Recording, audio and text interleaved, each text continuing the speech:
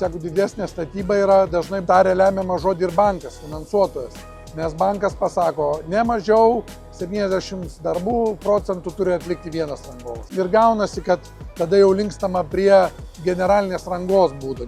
Aš vadinu generalinė ranga, tai yra, kai vienas pagrindinis rangovas ir jisai susamdo rangovus. Jie gali ten subrangovų. O antras būdas, apie ką buvo klausimas, tai yra rangos būdu. Kai tu samdai atskiriem darbam savo srities specialistus. Šitas būdas yra geresnis tuo, kad vienas generalinis rangovas visko pats nedaro, realiai jisai persamdo. Tai tu gauni, pavadinkim, tarpininką. O čia tu gauni tiesioginės rankas. Jeigu tu samdai atskirus rangovas atskiriem darbam, tai jie bus savo srities profesionaliai specialistai.